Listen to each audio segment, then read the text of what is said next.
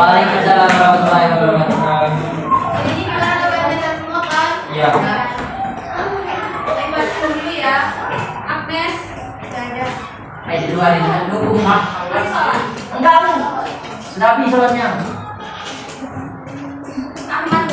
Ahmad Audin. Aida Aura. Ayah. Akila. Arvel. Doni.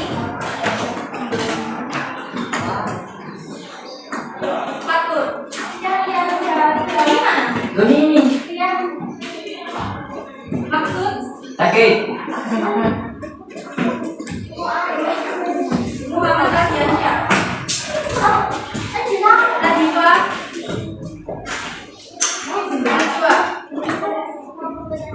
Di luar bu.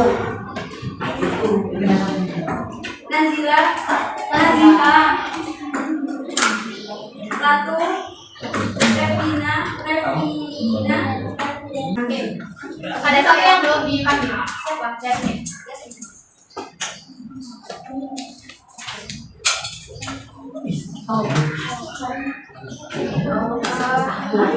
Kemarin kan minggu kemarin kan udah disuruh mencari literatur tentang ekosistem ya. Udah ada jalannya belum? Belum ya.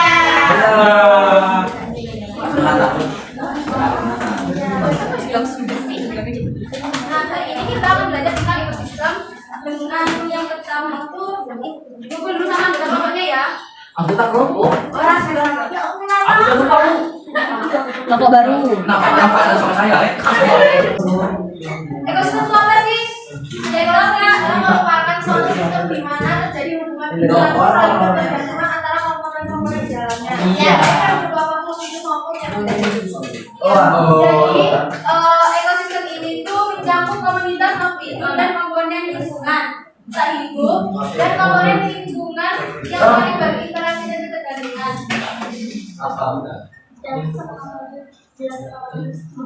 Nah, tingkat organisasi dari makhluk hidup itu yang pertama ada individu, di mana individu ini merupakan satuan organisme tunggal yang tersusun atas organ dan sistem organ.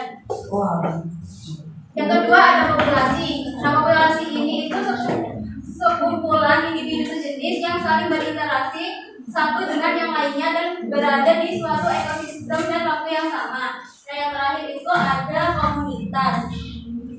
Komunitas ini merupakan populasi yang berbeda jenis yang berada di ekosistem dan waktu yang sama.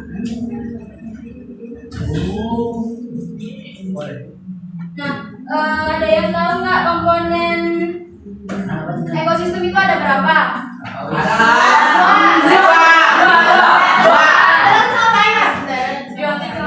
Iya benar.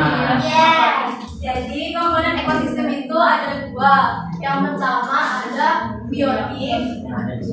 Apa? Ada sih. Duduk. Ayo ya, gurunya. Bagi. Nah, yang pertama itu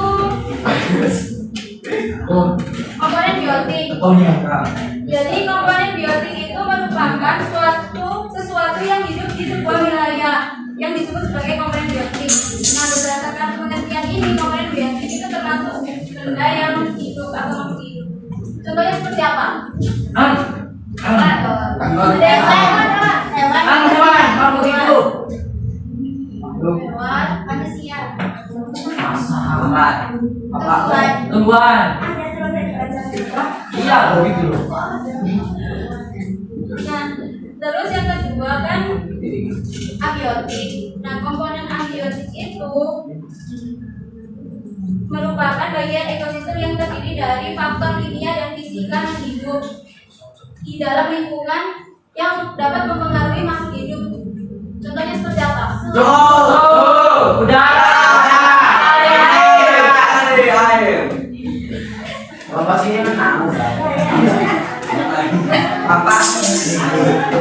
Ketoni.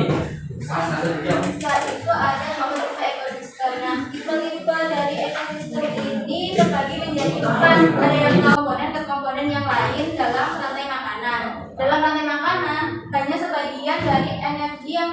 dilanjutkan ke tingkat trofik selanjutnya.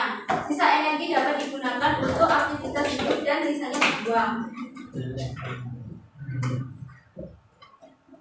Nah, selanjutnya ada piramida makanan.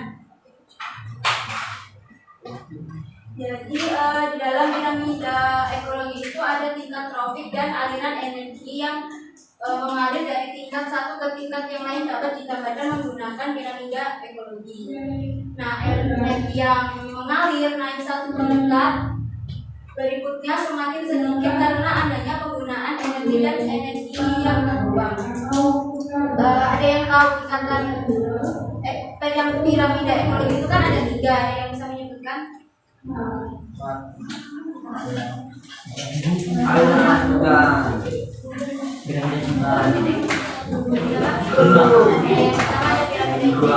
Terus yang kedua ada piramida biomasa.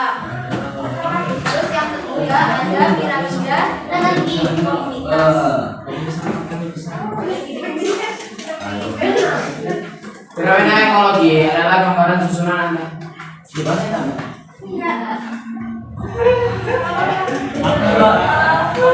Apa milih? Selanjutnya ada piramida jumlah. Piramida jumlah ini menunjukkan jumlah makhluk hidup di setiap tingkat trofik yang diperlukan untuk mendukung tingkat trofik di atasnya. Jadi semakin tinggi dari tingkat trofik suatu organisme ini akan memiliki jumlah organisme yang makin sedikit.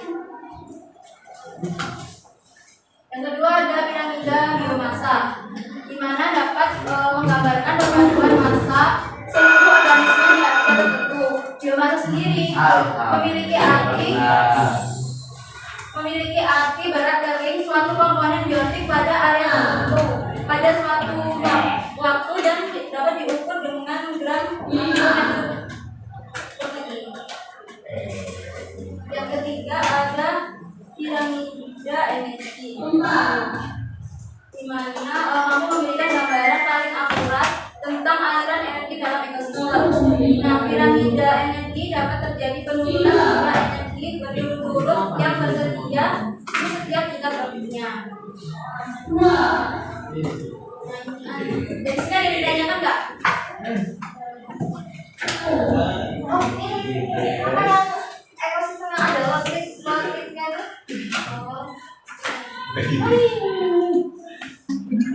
Oke, hari ini belajar tentang biokimia ya. Ada yang tahu nggak biokimia itu apa? Siklus yang melibatkan senyawa kimia yang berbeda tepat melalui organisme sebagai perantara, kemudian senyawa ini dikembalikan ke lingkungan fisik. Ya, yang dikatakan sama kalian itu benar. Jadi daur biokimia itu merupakan perpindahan unsur-unsur kimia melalui makhluk hidup dan lingkungan abiotik atau yang berupa tanah dan air. Nah, dalam daur biokimia ini juga dapat daur biokimia ini ada 2 macam. Ada yang bisa menyebutkan macam dari daur biokimia itu apa?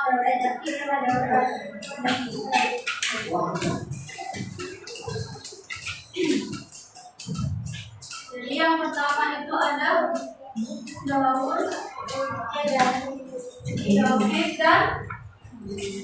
dan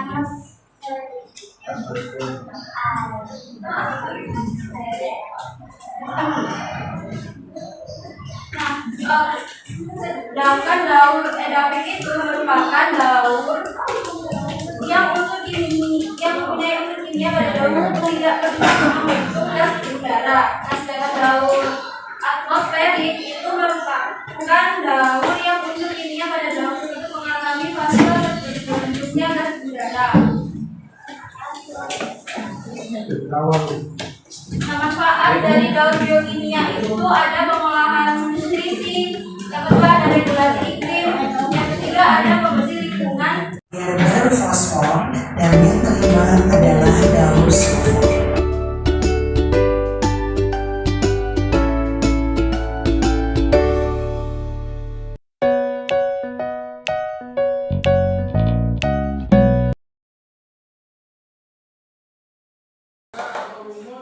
Ketika udah memperhatikan aliran sungai, danau sungai, danau penguraian.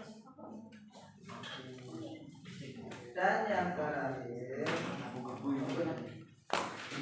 refleksikan pembelajaran hari ini. Jadi hari ini kita belajar belum tentang biotik dan abiotik. Pada dasarnya ekosistem adalah suatu sistem yang terdiri dari organisme hidup atau biotik dan lingkungan fisik abiotik yang saling berinteraksi di dalam satu wilayah atau area tertentu. Sekian dari kami.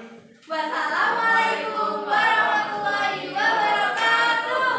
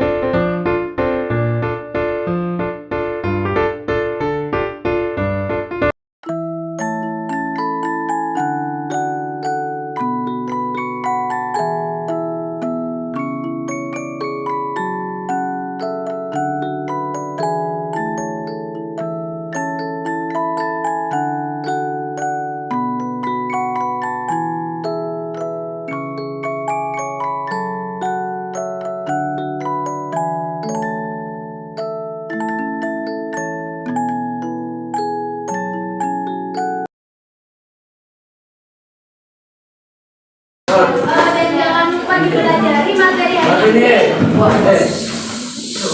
Ayo didengarkan dulu gurunya. Terima kasih atas kerjasamanya dan wassalamualaikum warahmatullahi wabarakatuh.